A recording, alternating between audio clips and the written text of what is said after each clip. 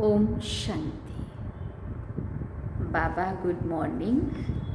आज अव्यक्त बाप दादा के 23 जुलाई 2023 के महावाक्य हैं। रिवाइज कोर्स 16 मार्च 1995 95 में बाबा ने मुरली चलाई थी और बाबा ने सार में कहा, सर्व प्राप्ति संपन्न आत्मा की निशानी संतुष्टता और प्रसन्नता। अब इसका विस्तार सुनेंगे। आज सर्व प्राप्तियां कराने वाले बाप दादा अपने चारों ओर के प्राप्ति संपन्न बच्चों को देख रहे हैं। सर्व प्राप्तियों के दाता संपन्न और संपूर्ण बाप के बच्चे हैं, तो हर एक बच्चे को बाप ने सर्व प्राप्तियों का वर्षा दिया है। ऐसे नहीं कि किसी को 10 दिया हो, किसी को 20 दिया हो। सभी बच्चों को सर्व प्राप्तियों का अधिकार दिया है। सभी बच्चे फुल वर्षे के अधिकारी हैं। तो बाप दादा देख रहे हैं कि हर एक अधिकारी बच्चों ने अपने में प्राप्तियों का अधिकार कितना प्राप्त किया है। बाप ने सर्व दिया है। बाप को सर्वशक्तिमान व संपन्न सागर कहते हैं, लेकिन बच्चों ने उन प्राप्तियों को कहाँ तक अपना बनाया है। बाप का दिया हुआ वर्षा जब अपना बना लेते हैं तो जितना अपना बनाते हैं उतना नशा और खुशी रहती है। मेरा खजाना है, दिया बाप ने, लेकिन अपने में धारण कर अपना बना लिया तो क्या देखा कि अपना बनाने में नंबरवार हो गए हैं। बाप ने नंबर नहीं बनाए हैं, लेकिन अपने अपने धारणा की यथाशक्ति ने नंबरवार बना दिया है। संपूर्ण अधिकार व सर्व प्राप्तियों से संपन्न आत्मा जो सदा अमृत वेले से रात तक प्राप्तियों के नशे व अनुभव में रहती है, उनकी निशानी क्या होगी? प्राप्तियों की निशानी है संतुष्टता। वो सदा संतुष्ट मनी बन दूसरों को भी संतुष्टता की झलक का वाइब्रेशन फैलाते रहते हैं। उनका चेहरा सदा प्रसन्नचित दिखाई देगा। प्रसन्नचित अर्थात सर्व प्रश्नचित से पार, न्यारा। कोई भी मन में क्यों क्या का प्रश्न नहीं, कोई प्रश्न नहीं होगा, प्रसन्न होगा। क्यों क्या कैसे ये सब समाप्त। तो ऐसे प्रसन्न चित्त बने हो, पूछ रहे बाबा कि अभी भी कभी कभी कोई प्रश्न उठता है कि ये क्या है, क्यों है, ये कैसे होगा, कब होगा। ये प्रश्न चाहे मन में चाहे दूसरों से उठता है। प्रसन्न चित्त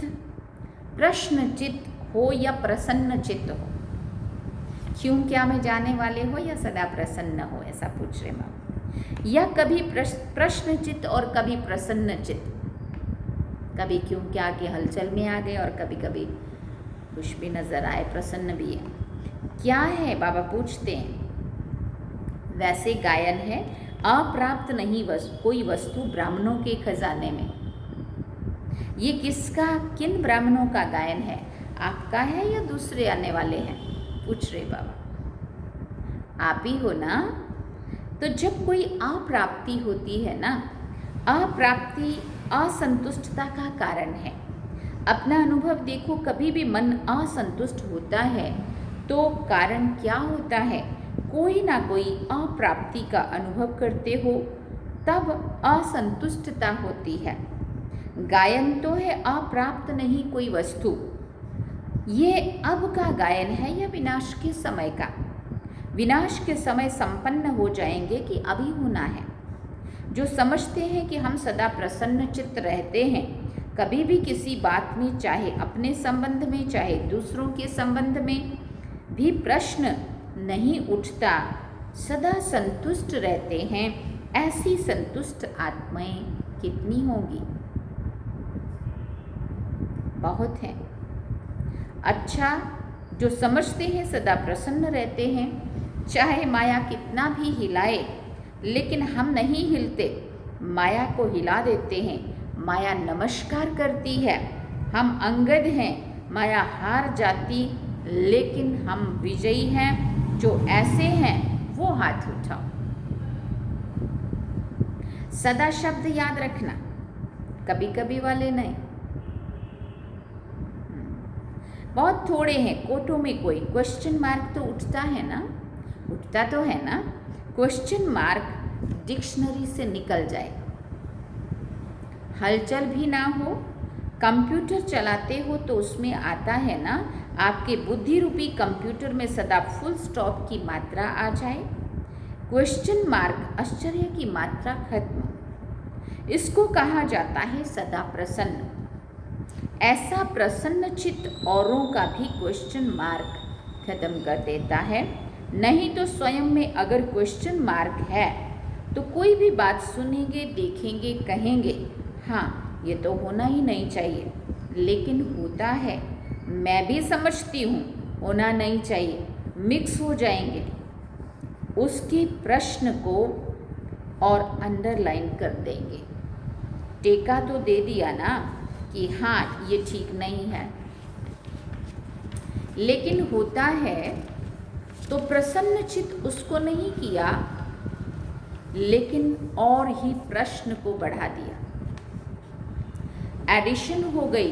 वैसे 1 का क्वेश्चन था, अभी 2 का हो गया, 2 से 4 का हो जाएगा। क्या सुना? क्या सुना? ध्यान से सुना?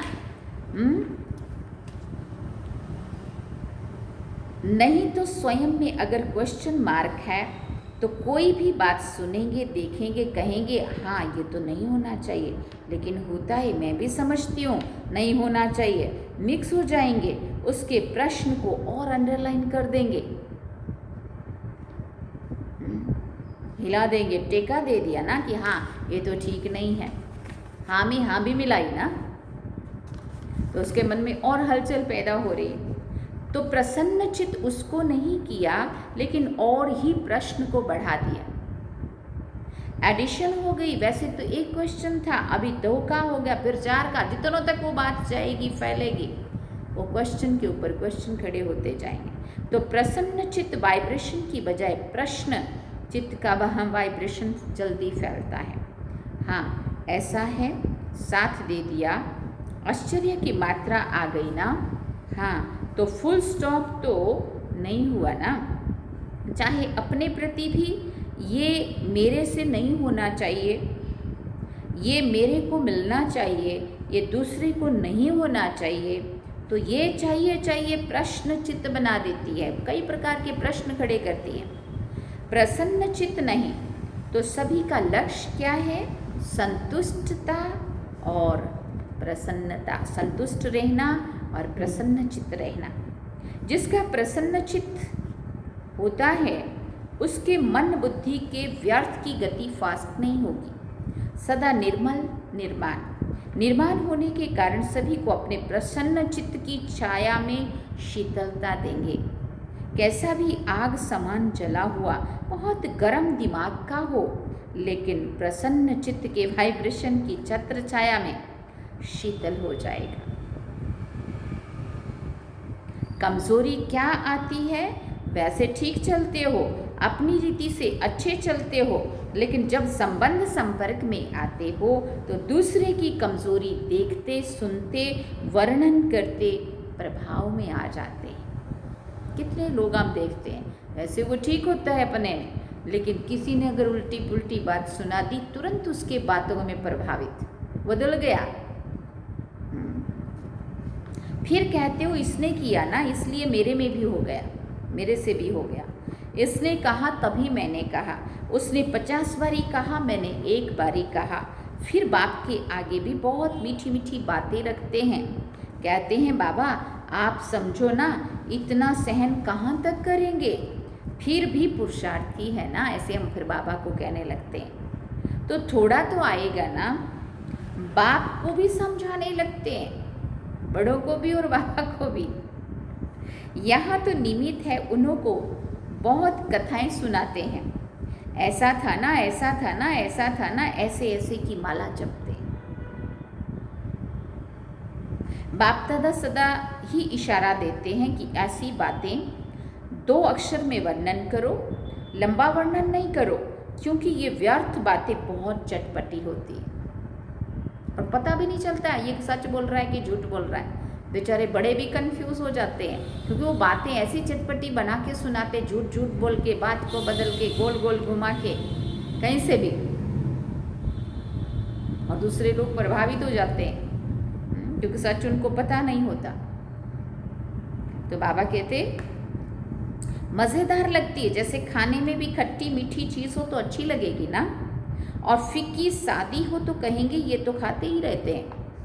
तो व्यर्थ बातें, व्यर्थ चिंतन सुनना, बोलना और करना, इसमें चलते चलते इंटरेस्ट बढ़ जाता है, आदत पड़ जाती है फालतू का सुनने की।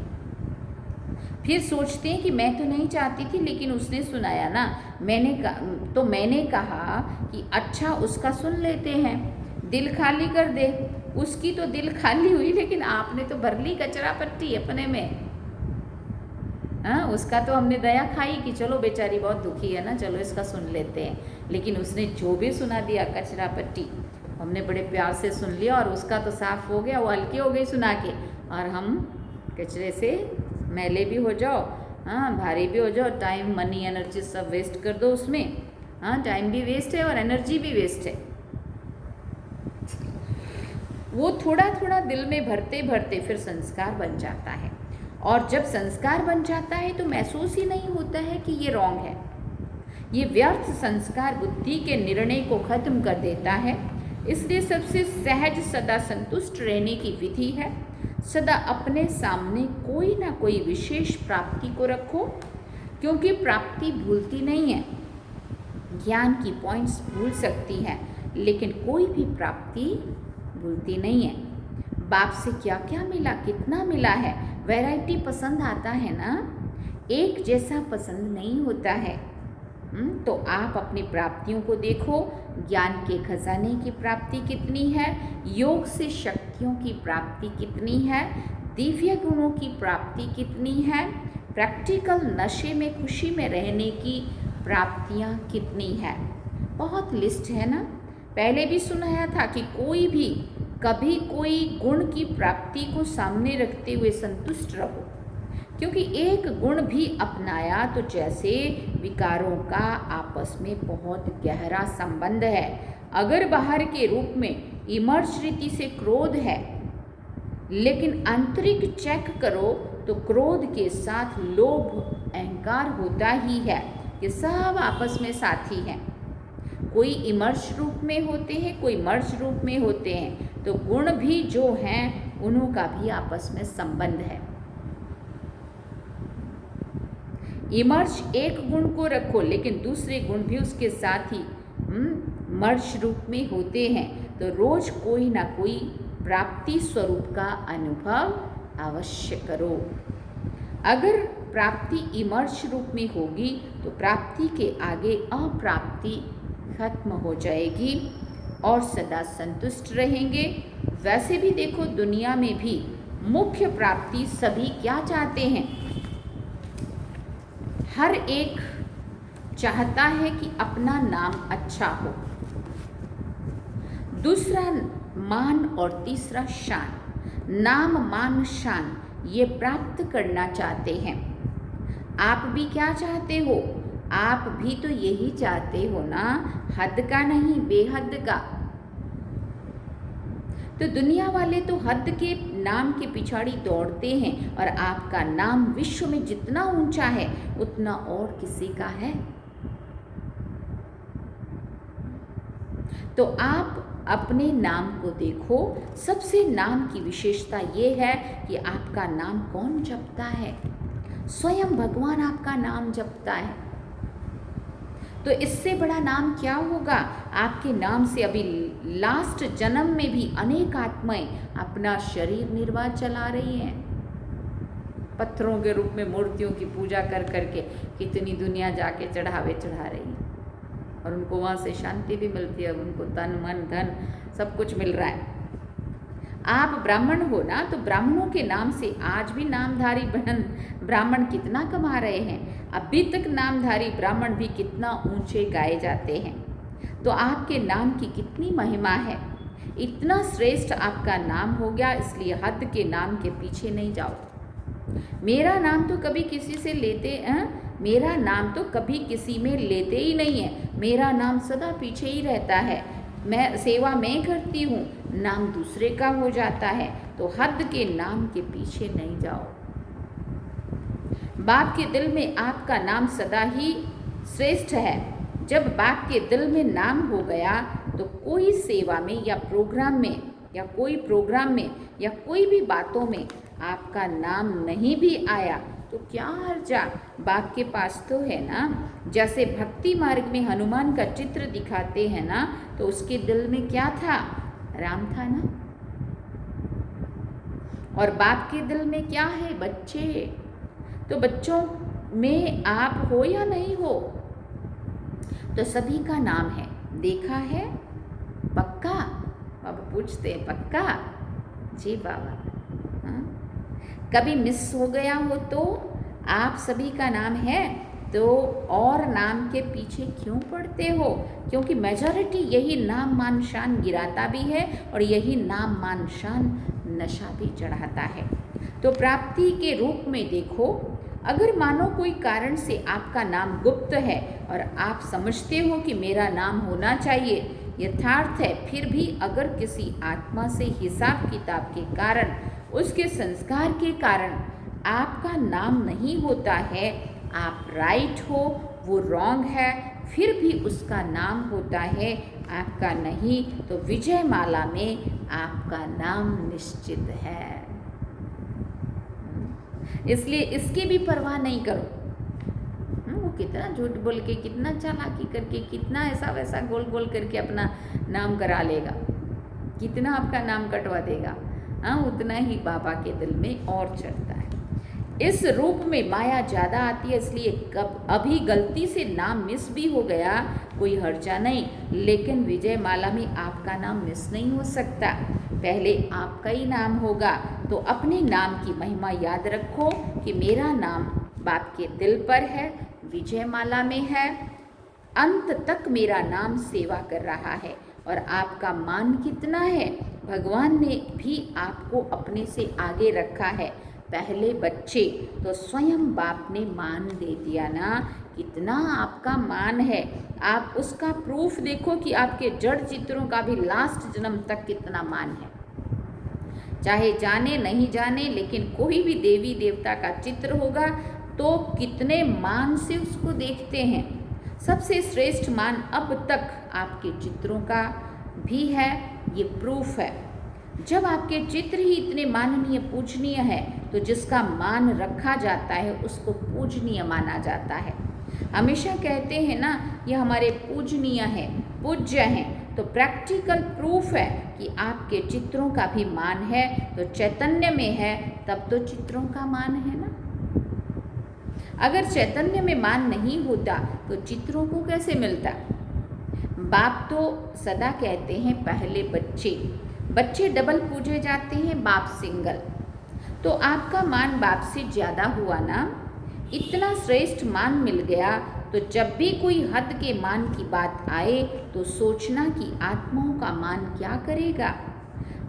जब परम आत्मा का मान मिल गया, ऐसे नहीं सोचो कि हम इतना कुछ करते हैं फिर भी मान नहीं देते, पूछते ही नहीं है। ये सोचना व्यर्थ है, क्योंकि जितना आप हद के मान के पीछे दौड़ लगाएंगे ना, तो ये हद की कोई भी चीज़ परछाई के समान है। परछाई के पीछे पड़ने से कभी परछाई मिलती है कि और आगे बढ़ती जाती है। तो ये हद का नाम मान शान, हद का नाम, ये परछाई है। ये माया के धूप में दिखाई देती है, लेकिन है कुछ भी नहीं। तो नाम भी आपको मिल गया, मान भी आपको मिला हुआ है और शान भी है। अपनी एक एक शान को याद करो। और किसने शान में बिठाया? बाप ने बिठाया ना। बाप के दिल के तख्त नशीन हो। सबसे बड़े ते बड़ी शान राज्य पद है ना, तो आपको ताज तख्त मिल गया ना। जो परमात्मा के दिल तख्त नशीन है, इससे बड़ी और क्या शान हो सकती है। कभी कभी निर्णय करने में एक छोटी सी गलती कर देते हो, जो रियल शान है, रूहानी शान है, वो कभी भी अभिमान की फीलिंग नहीं देगा। तो कभी कभी क्या करते हो, होता अभिमान है लेकिन समझते हो कि ये शान तो अपना रखना चाहिए, इतना शान तो रखना चाहिए ना, शान में रहना अच्छा होता है, लेकिन शान है या अभिमान है उसको अच्छी तरह से पहले चेक करो। कभी कभी अभिमान को शान समझ लेते हैं और फिर निर्माण नहीं होते हैं। आप अपनी शान को रियल समझते हो इसलिए, लेकिन दूसरे समझते हैं कि ये तो अभिमान है, तो थोड़ा भी कुछ वो कह देंगे तो आपको अपमान लगेगा। अभिमान वाले को अपमान बहुत जल्दी फील होगा। थोड़ा भी किसी ने हंसी में भी कुछ कह दिया तो भी उसको अपमान लगेगा। ये अभिमान की निशानी है। सोचेंगे नहीं मैं तो ऐसा हूँ नहीं, ऐसे थोड़ी कहना चाहिए, तो निर्णय ठीक करो। उस निर्णय में कमी कर लेते हो, यथार्थ की बजाय मिक्स हो जाता है और आप उसको व्यर्थ समझ लेते हो। तो कहने में आता है कि ये हैं बहुत अच्छे, लेकिन बोल चाल उठना बैठना जो है ना वो अभिमान का लगता है। ये भी किसी ने कहा तो अपमान की फीलिंग आ जाएगी। तो स्वमान और अभिमान के अंतर को चेक करो।